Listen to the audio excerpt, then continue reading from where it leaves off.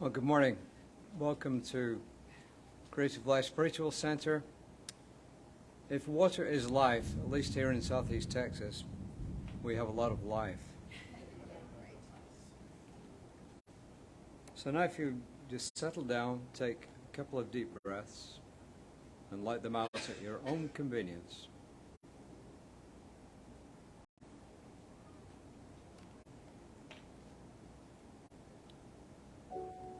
Universal love enfolds me. Universal wisdom inspires me. Universal spirit enlightens me. Universal power encircles me. I am one, and all is well. As we begin this inner healing experience, let me invite you to relax in quiet confidence, opening yourself to the miracle-working higher power. And now symbolize the unity of your thinking and your feeling natures by touching your chest with your hand. And let these words act as your own for your own inner acceptance and receptivity. I acknowledge that there is a power, intelligence, and wisdom greater than my own. I am in the midst of it, and it is in the midst of me. Sensitive and responsive to my every thought, word, action, and feeling. I now make this true for myself by saying aloud, I acknowledge. Acknowledging this higher power working through my life, I admit that I am personally responsible for solving my own problems while being guided and assisted by something greater than myself. As I'm ready to surrender the conflicts of my ego to the wisdom of the infinite presence, I simply speak these words, I surrender. I surrender. Knowing that forgiveness is the key to unconditional love and the feeling of heaven, I now unconditionally forgive anyone and everyone who has ever injured me in any way, real or imagined. And I now forgive myself for all my mistaken judgments and their resulting actions. From my deepest level of understanding now I say, I forgive. Realizing that I continually experience the effects of my own thinking, I now choose to allow this higher power to recreate me deeply, filling my mind with thoughts that are only constructive, positive, loving, and beautiful. I call upon this divine flow by stating aloud, I choose. I choose.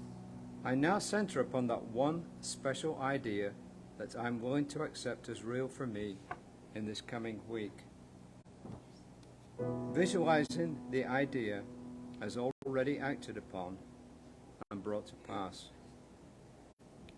In seeing my ideas become a fact of my experience, I enjoy the happiness and peace of my thoughts fulfilled, and I gratefully speak these words, I accept. Knowing that I have an everlasting place in the midst of the power that sustains all creation, as well as the support of all those around me, I allow myself to relax in the peace and fulfillment and the gratitude, and I now say, I release. And now, in my mind's eye, I envision the presence of someone near and dear to me, a family member, a friend, a mentor, someone who has touched my life in deep and loving ways, someone who may not be physically present in this room this morning or virtually online, and I turn toward that image in my mind and say, I'm grateful for the good in your life. And now I open my eyes to the world around me, and I turn joyfully to the people around here and share my gratitude and confidence by saying, I'm grateful for the good in your life.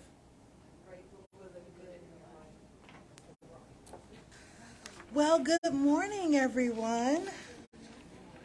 Thank you all for being here. If you are online and not living in Houston, you do not know the trek and travels that the people in this room have gone through just to get here. So Thank you so much. It is storming, water is building and rising, and it was an adventure. It was an adventure. So I appreciate all of you guys being here. Thank you for coming. Jesse had a class to teach this weekend, and he taught it all weekend long. And so he is getting some well-deserved rest today. And with that, thank you to Reverend David, because he was in that class with him assisting, and he's here this morning. So Jesse is a slacker. David is our hero. There we go. We love you, Jesse. We hope you're getting much-deserved rest. Before I get started this morning, I want to tell you guys a story. So typically when we have a talk, unlike Jesse, who has to prepare every single week and has to be enlightening and inspiring and inspirational and, all of these things, every week, week after week, we have weeks, if not months, to prepare for our talks.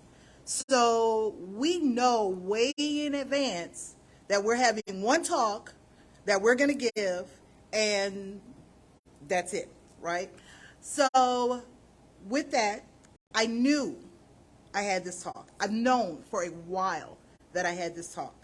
I was looking forward to it. I'm always excited to be in front of you and sharing with you guys.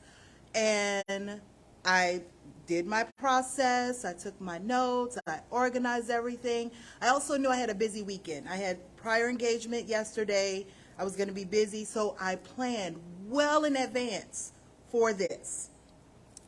Then Friday happened. So Friday, busy day at work, got home late, just trying to relax a little bit, and turn on the TV, right? Going through Netflix, just looking for stuff or whatever, no real aim or goal. And I got distracted. And when you stop on something on Netflix, it goes into the little mini trailer or commercial about it or whatever. Okay, so it stopped and then went into something else like, oh, that's kind of interesting. I might check that out. Okay, but it was late. I'm not going to stay up. It was an hour and a half. I'm not going to do all that, right? So I'm just going to start watching a little bit of it right now, and then I'm going to go to bed just so I can see if this is something I really want to watch, really want to see or whatever. An hour and a half later, at like 1 a.m.-ish, I was like, oh crap, I have to rewrite my entire talk for Sunday. This is fantastic. So that's what I did last night, all night long, is rewrite this talk for you guys. And the reason I'm telling you this story is because I will be looking at my notes a lot. I have a pen in my hand so I can mark things off. I have my phone next to me so that I can pay attention to the time so I don't keep you here for 3 hours. So that happened, and we're here. I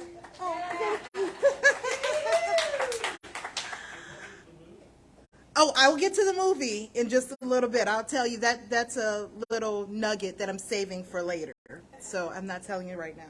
But I have the pleasure of closing out this month's talks. This month has been about treatment, which everyone in the room, and I'm sure just about everyone online, knows that is our particular form of prayer. So with that, I'll be interchanging treatment and prayer a lot today. But with that, just know if you don't do treatment in the steps that we have been talking about, which is highly effective, and I highly encourage you to do, and also go back and listen to Jesse's talks if you don't know much about this. But any prayer is a treatment. Actually, anything you say is a treatment. When you are talking to yourself, to others, anything, especially you put after the words I am, is a declaration to the universe that this is how you see yourself, this is who you are, and this is how you are. So this is something that we all need to make sure we're very cognizant of, because we use words dangerously sometimes. And the whole point of releasing and letting go is to get that dangerous talk kind of shifted to the side and focus on who we want to be and make that our reality. Make that our present. Make that who we are and how we operate in this universe. So that's the goal of all treatment, all prayer, everything we do. Treatment is not some genie. You can't just go rub the lamp, wish for the nice little wish that you want to wish for, and then poof, you wake up the next day and it's here and it's magic and oh, that's so great. The new house, car, job, relationship. It's so wonderful. That's not the way this works. That's not the way life works. You have to actively engage in the process. And part of engaging in the process is letting go. So with that, I'm here today for us to talk about what we need to let go and how to let go of it. Because that's the thing. People tell you all the time, oh, you need to release this, you need to let that go. Oh, don't worry about that. Why are you so whatever? But nobody ever tells you how to do that. And if you've never actively engaged in the process of letting go, it's not that easy. It's not that easy. A few weeks ago, Jesse said that unification was the hardest of the steps. I respectfully disagree with him. I think that release is. If you've been studying this for a while, if you've been doing this, you kind of know how to become unified with spirit. Now, if you're new to this, if you've never done it before, yes, it can definitely be challenging. And when you're in the midst of a moment, even when you've been doing this for a while, it can be challenging. So don't get me wrong. I'm not saying it's easy, but we all struggle with release. How many people, show of hands, have lived the perfect life? You've never been hurt. You've never been angry. You've never been frustrated or upset. Your life is fantastic. You're always happy and everything is wonderful. Anybody? Oh, okay. Because if you are, I'm grateful for you and your experience. You can leave now. Go sing with the birds and talk to some rats somewhere. Do whatever it is that you do, that's perfectly fine. But if you are not, if you felt those kind of negative feelings before, if you've had that sticky muck attached to you, you know how difficult and challenging it is to let it go. So today we're going to try to give you a couple little tools to help you in that process. Life does not make sense. Life is not always fair. We don't know why. We just know that it is. But there is good news. The good news is you are not alone. If you noticed a minute ago, no one in this room raised their hand. I bet you no one online raised their hand. We all have feelings that we have to deal with sometimes. We all have things that happen to us that hurt, that bother us, that frustrate us. And we have to navigate through those things to get back to the center of what I call our soul self, who we are and how we are.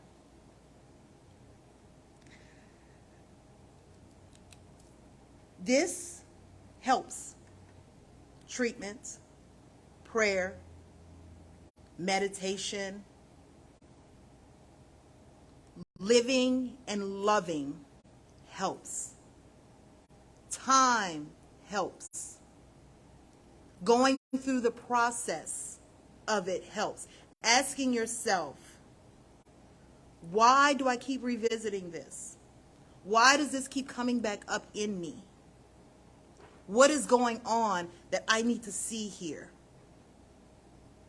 Why is it every time X happens, I act in Y way? Why can't I control that why? What do I need to do better in my life? How can I fix this? Because I don't want to be this way. I don't want to do this. Okay? Now, if you want to do that, if you want to be that way, nobody here is going to judge you or criticize you. They might not want to be around you, but they're going to let you do what you do. Nobody's trying to change anyone here. Okay? So this is just friendly information that I've gathered from my life, from my experiences. You do what you want with it. That's all I have to say about that. So, what are some of the things that we need to let go? We need to let go of what was. The past. The past has a way of coming back up when you're least expecting it.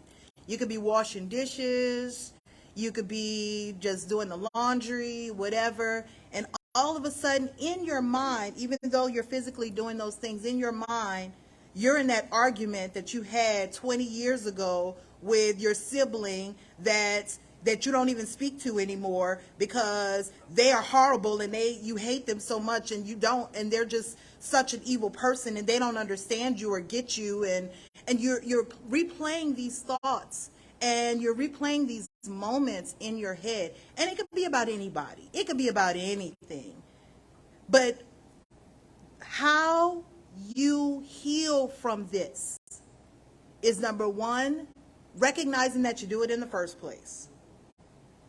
Because most of the time, we don't even know we're doing it. We're just in our heads doing it, whatever. And then before you know it, you're angry and you're upset and you're screaming at the kids. And all they did was walk in the room. They don't even know what's going on. So first, recognizing it. Second, having a tool in your arsenal to cut it off.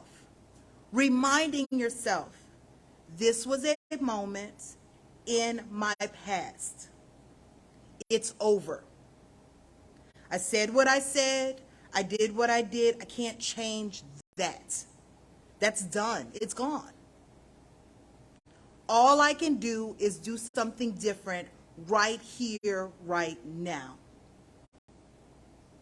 And in the here and now, you have the power to choose. It's one of the greatest gifts that we were giving. We are co-creators with the universe. So you have the power to make a choice. You want to know why. You don't want to just shove it aside, push it, because then it's going to pop back up again. And that doesn't solve anything. You want to sit down with it, talk to it. What is going on with this particular moment that it left such an impression on me that I can't get rid of it? 9 times out of 10, you're going to learn something significant about yourself. If you don't do that, just like it pops up in your head, it also pops up in your life. You're going to bump into people. You're going to have experiences. There are going to be things that happen around you that bring you back to that. There are going to be people that come up that bring you to that moment, right? Another little story. I have a few stories. So not necessarily in my childhood, but in my work life, for a good chunk of time, I always had a work bully. There was somebody, one particular person, different people, but one particular person that had to be the one to find something I did wrong and point it out. Had to be the one to just be a little nasty to me for no reason. Had to be that person that just kind of rubbed me the wrong way a bit. And again, it's one person, they would leave. Another person would come, they would be, different role, different relationship, whatever. But that same energy was felt. over and over and over again, until I actually sat down with myself and thought, okay, universe, God, what is going on here? Why do I keep running into this kind of person? What is happening in me? Well, I realized two things. One, they were in my life because I can stand up and speak in front of people with no problem. I always could. Even as a kid, I grew up in Catholic school, and so you would have these readings that they would get the students to get up and do. I love to be picked for the reading. I wanted to do that. That was so much fun for me. I love that. Talking one-on-one with a confrontational person has been an issue in my life. This is something I had to recognize, and this is something that I had to get over for myself. And so this person, person, kept popping up in my life at significant times to show that to me. But I would have never recognized that if I did not take the moment to sit down and ask the question, what is going on here? So I realized that's why they were in my life. I also realized I was in their life because my quote unquote, even though I never saw myself like this, goody two shoes nature or whatever, my, oh so great, everybody likes me personality that I don't think I have, but other people apparently do think I have, rubbed them the wrong way. That was a problem for them because they had issues with maintaining friendships, with having soul connections with people. They had this coat of armor on them that they could not release. And so because of that, I was helping them through that process. So even the most uncomfortable situations, even the most horrific circumstances, if you look deeply enough, 9 times out of 10 can teach you a very significant lesson about yourself, and you can help somebody else. That was one example, and that's a very light example, because there are people that deal with crap, like serious, horrific, life-changing, soul-shifting crap. But if it's that horrific, if it's that significant, there's purpose. You may not see it at the moment. You may need some time and distance away from it to be able to analyze it in that manner. But there's purpose. There's something to learn about yourself. There's something to learn about other people. I think we as human beings are typically good. No one pops out of the womb tragic and destroyed. It just doesn't happen. It just doesn't happen. Have you ever looked at a baby and was like, oh, that's an evil thing, right? Nobody's ever done that. Like, can you do that to a baby? Come on now. But then you grow up. You have these experiences, you have these circumstances, and we get scarred.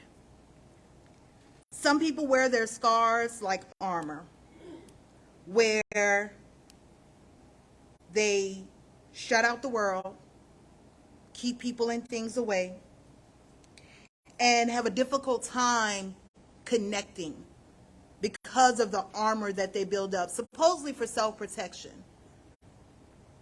Some people wear their scars like weapons. They lash out, they attack, they want to kill and destroy everything in front of them because that somehow gives them a sense of control. They can do something with that. Some people wear their scars like platforms. They use those scars to help others. You know, if you have ever dealt with Alcoholic Anonymous, 12-step program, things like that, one of the first things that they do is walk into a room and tell their story. The reason that they tell their story is not just to have somebody else listen to their story, which we're going to talk about stories in a minute, but not just to have somebody else listen to their story. It's because their story helps someone else to know they're not alone. The things that they've done are just as horrific as somebody else. There's a way through it. There's a way out of it. You can do this too. It's a way of connecting. How many people in this world have had horrific things happen to them and use that as a platform to now go into some movement, now transition into something bigger and greater than themselves, to change the world? But it started with the catalyst of this tragedy that on the surface looked horrific. But they use that. They use that as motivation to be able to help, to be able to grow, to be able to evolve. And with that, that effect rippled out into the world and ultimately made it a better place. That's what we're here for. You know, a lot of people always ask, what's the meaning of life? What are we here for? We're here to learn, to grow, to evolve, and to help others. It's that simple and that complicated. It doesn't make sense, but it makes complete and total sense. If you think about yourself in your life, you are literally on this planet, basically like a cell on your skin. You are that insignificant, yet that important.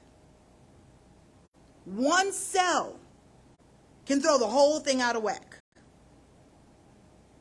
But one cell doing its job right keeps us whole, healthy, vital. That's you. You're the cell. You're the cell on this planet. That's your job. So we talked about letting go of what was. We also have to let go of what is. We go into treatment and we have this idea, I want this, which, let's just say, if you're praying for stuff and not to get a feeling, then you're doing it wrong. You need to dig a little deeper. Let's just put that out there first. Because you should be concentrating on not the stuff itself, but how would having that make you feel, and growing and evolving into the feeling that you desire for yourself. Whether it's satisfaction, whether it's peace, whether it's just happiness, whatever that feeling is that you think that you will get from getting this stuff, that's what you focus on. And then once you do that, what around you is happening shifts, because your perspective shifts. I love those pictures, you know, those psych pictures, the double meaning pictures where, like, it could be a woman or it could be a vase, it could be a mountain or it could be birds or it could be hands, it could be, you know, it's like depending upon the way you look at it, it changes a bit depending upon what your eyes are focused on. That's the same thing with life. Your problems are problems because you feel like they're problems. Now, don't get me wrong, some problems are very real. You know, just like when David was just reading the Inner Healing, we talk about forgiving, real or imagined. There are things that really happen that are very significant. There are also things that we blow up in our head and make extremely significant when the outside observer would come in and be like, really? Really, y'all? Is this what we're doing right now? So with that, though, whether it's real, whether it's imagined, if it's significant to you, it's significant for a reason. So we talked about looking at it. We talked about changing the perspective of it. Now, with that though, now we come to the tough part, the letting go. The way you let go is by changing not only what you think about, but what you're doing, your behaviors. Most of the time when something comes up, you're either doing the same things or you're experiencing those same type of moments. Something is going on. The only way to shift out of that is to see it differently and then to do something differently. Releasing is an active process. It doesn't just happen. Okay? Now, this is where I go into my very first story of the movie, right? So, the movie, it was on Netflix. It's called Stutz, S-T-U-T-Z. It's about an actor, Jonah Hill, and his therapist, right? Phil Stutz is his name. He basically wanted to make a movie about these tools that he learned because he knew his problems. He knew what was going on with him. He just didn't know how to let go of them. And this is when I realized I had to rewrite this whole thing because I'm talking about, oh, let go of what was, let go of what is, let go and release and yeah, la-di-da. But I don't tell anybody what to do and how to do it. And I'm like, what's the point of me standing up there? You already know this stuff. Why am I telling you something that you know? So he has a book that Lisa's putting in chat, and I wish I saw this Friday, y'all. I wish I had the book right here for dramatic effect. You know how Jesse holds up the book and shows you what the cover looks like and everything? If I had more than less than 48 hours, I would have the book in my hand right now so I can show you the book because it's, and not only that, let me put this disclaimer on. I have not finished reading the whole book because I found out about it Friday night, Saturday morning at 1 o'clock in the morning. I've started it. I have found YouTube videos about the tools and things like that. It's phenomenal so far. Disclaimer, don't know it all yet. But they give you real activities, real interactive processes that you go through to release things that you've been holding on to, feelings that you know are there, but have been having difficulty dealing with. And he has 5 basic tools. I'm not going to go into all the tools because I want to get through all of the releasing, but with that, I highly encourage you to do it. The 5 tools, basically, depending upon what you're going through, you can figure out a tool, use it, almost like a mantra or an affirmation or a mini meditation type of thing to help you get out of that particular moment that you're in, okay? But again, you have to recognize it first. You have to be willing to change it and shift it to see it from a different perspective. You also need to let go of what will be. This is a tough one because, again, you just prayed for it. You just treated for it. This is what you want, right? This is what you desire. But think about it like this. If we made dinner plans for Tuesday, if I called you in an hour and asked you, are we still on for Tuesday? And then 2 hours after that, I text you, just checking, seeing how Tuesday still looks for you. Are you good with that? Then after that, I sent an email. I just wanted confirmation that we're still having dinner on Tuesday. And then after that, I'm so looking forward to our dinner plans. Or, you know, you keep checking in and it's like after a while, I don't even want to have dinner with you anymore. Like, why did I even do this to myself?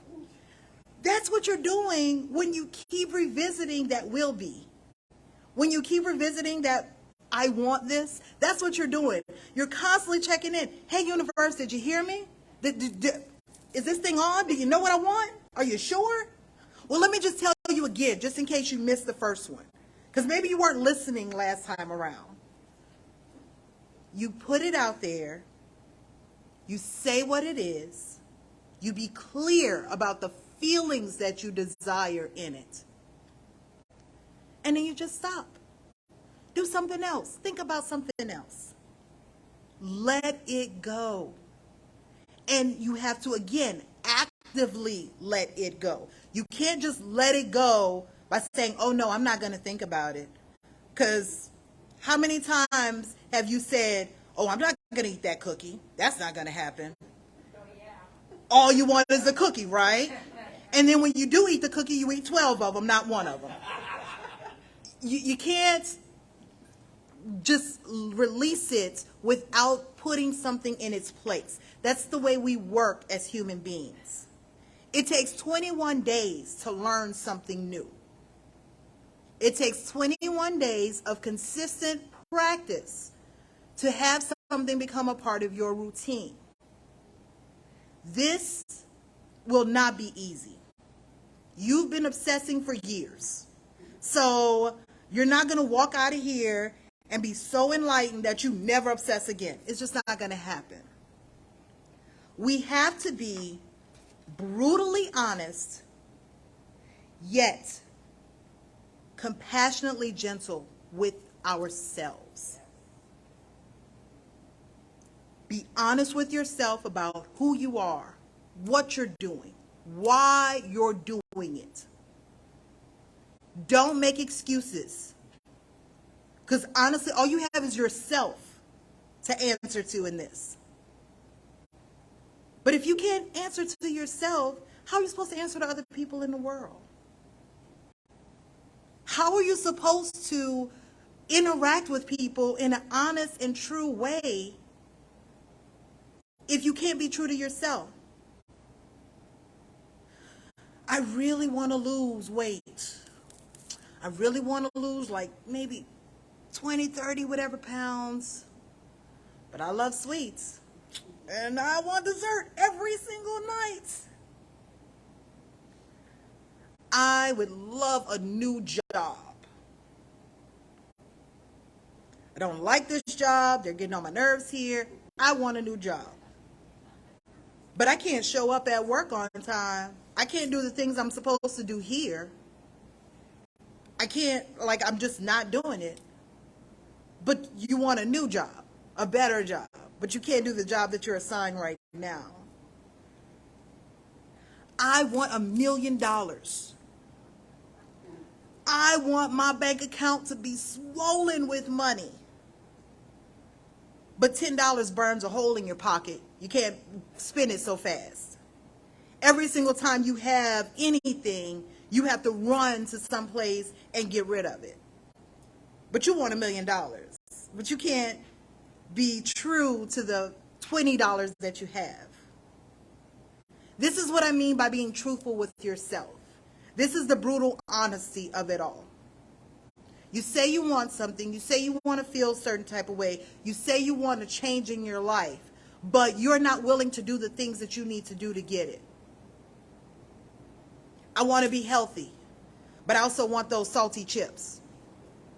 Same difference. But again, we are human beings. We are fallible. We make mistakes. One cookie does not mean your whole diet is completely ruined and now you can just forget about everything. One bad day at work does not mean that now I just never need to show up.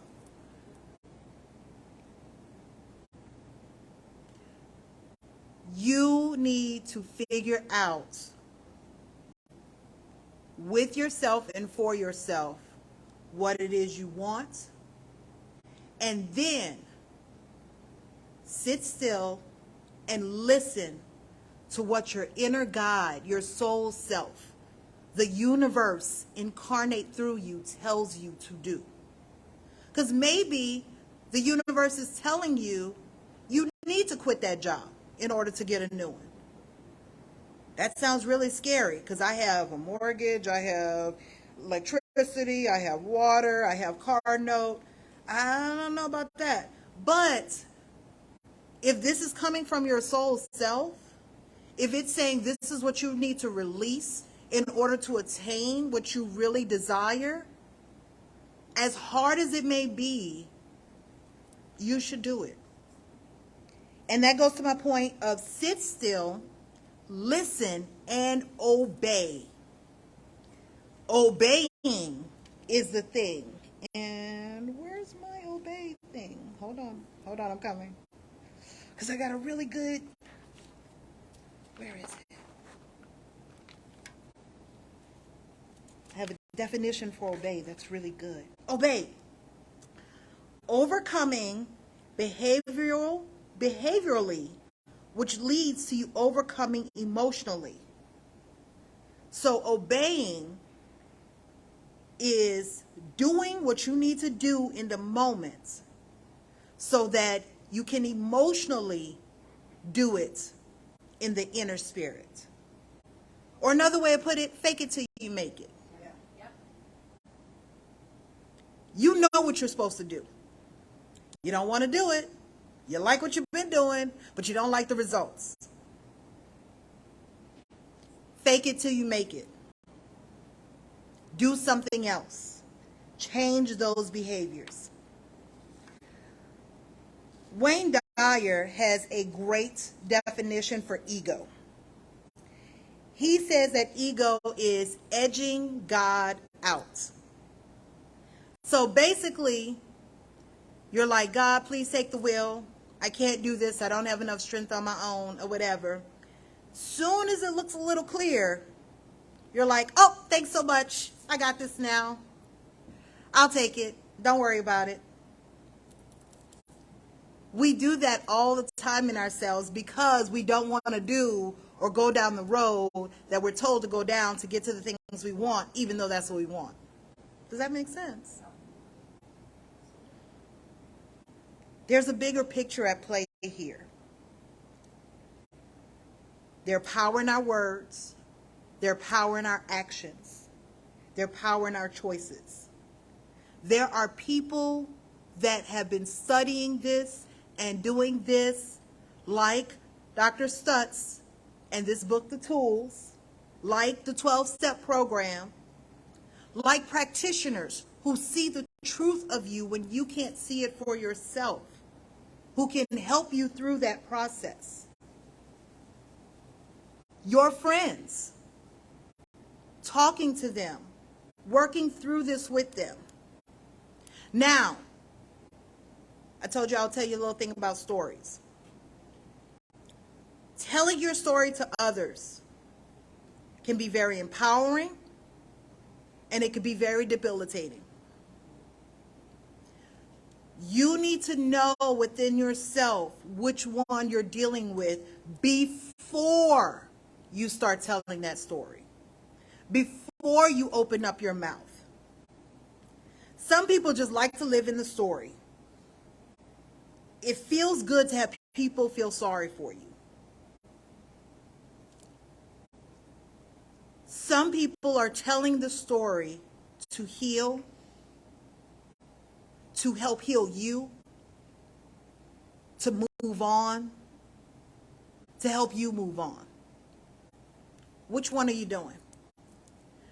Figure that out in here and in here before it comes out here.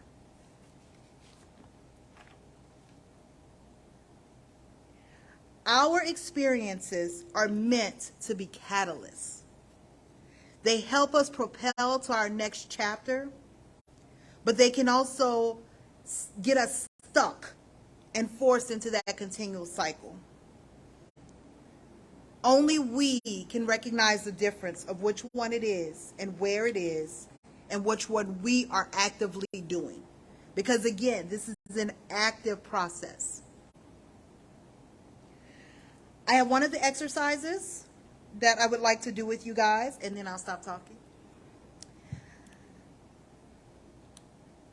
This is from Dr. Stutz's book, and this is an active love exercise.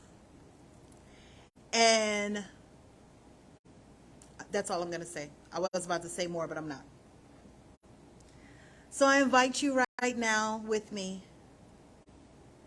to just relax your body. If you feel so inclined, go ahead and close your eyes and just focus on your breath.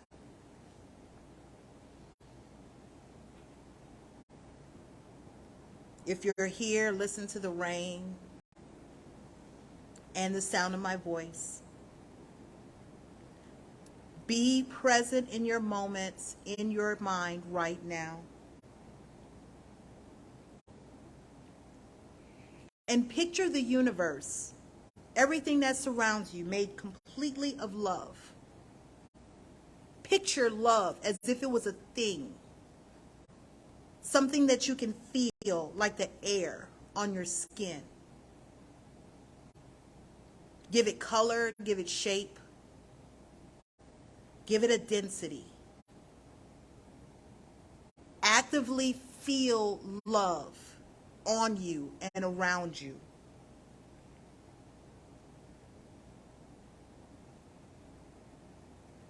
Now let it seep into your skin. Let it fill up your body. Feel the love penetrating into you right now. See it enter into your body.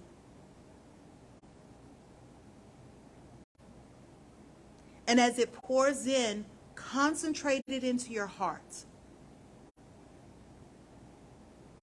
Fill your heart and your chest with as much of this love as you can hold. Pull it all into yourself.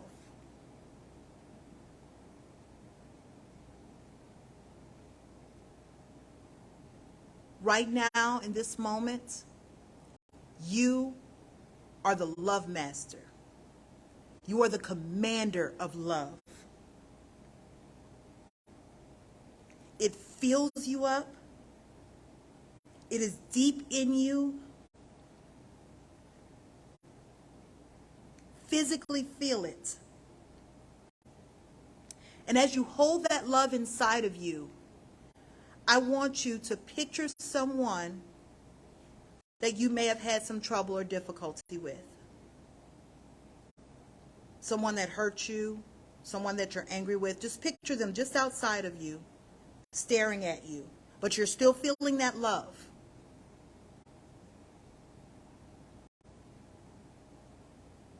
Now, take in a deep breath. And as you release the breath, push that love from your heart into theirs. Push it directly into them, still connected to that being. Feel your love into them and hold it. Breathe in again. And breathe out, releasing the love into that individual.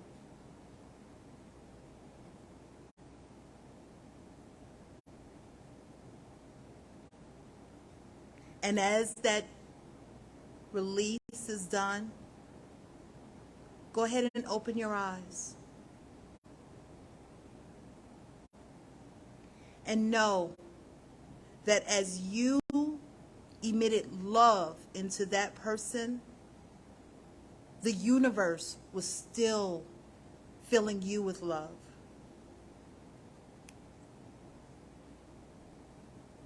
Thank you.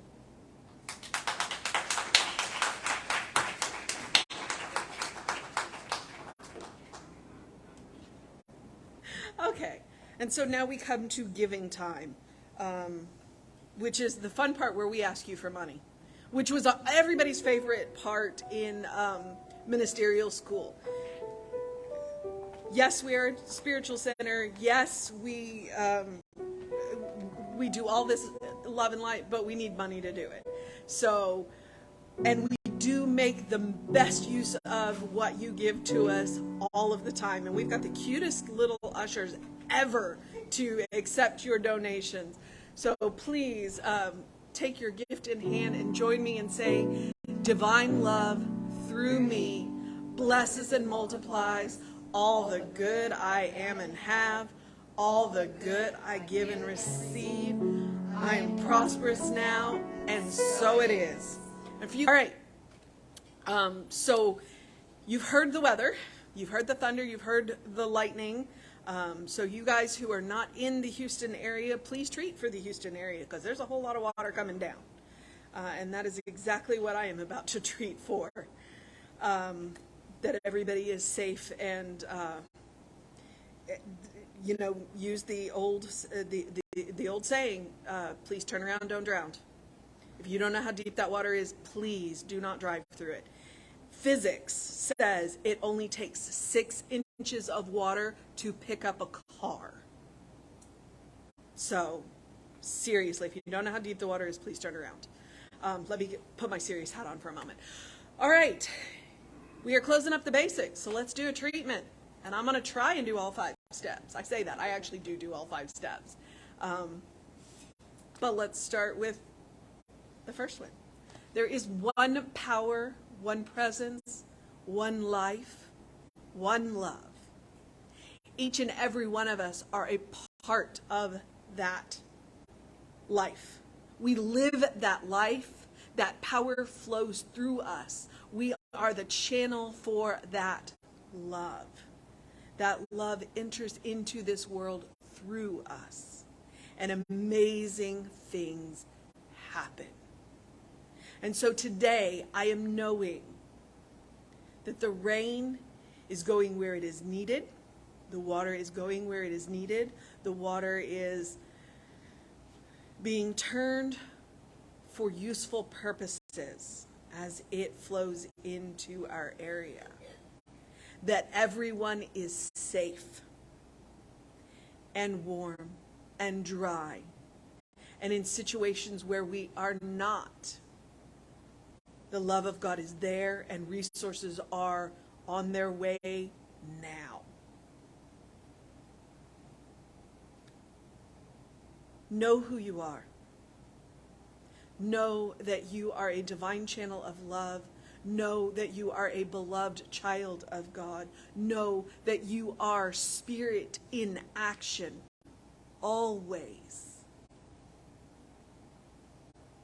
And know that good things happen because you are good people. And I know this in all of the gratitude possible. I am grateful for a teaching that teaches me who I am and teaches me how to believe and teaches me how to let go. And I'm grateful for this place, for this community, for each and every one of you. I am grateful for our ministers, our practitioners, our musicians, our Danielle, because she was fantastic today. And I'm knowing safe journeys for each and every one of you, wherever it is that you go when you leave this place. And I relax and release and know that it is so in spirit. And so it is. So it is. Say it with me now. Something wonderful is happening through me. Something wonderful is happening through me. I feel it in my body. I feel it in my body. I feel it in my mind. I feel it in my mind. I feel it in everything I am. I feel it in everything I am. I choose it. I choose it. I trust it. I trust it. I use it. I use it. And I love it. And I love it. And so it is. And so it is.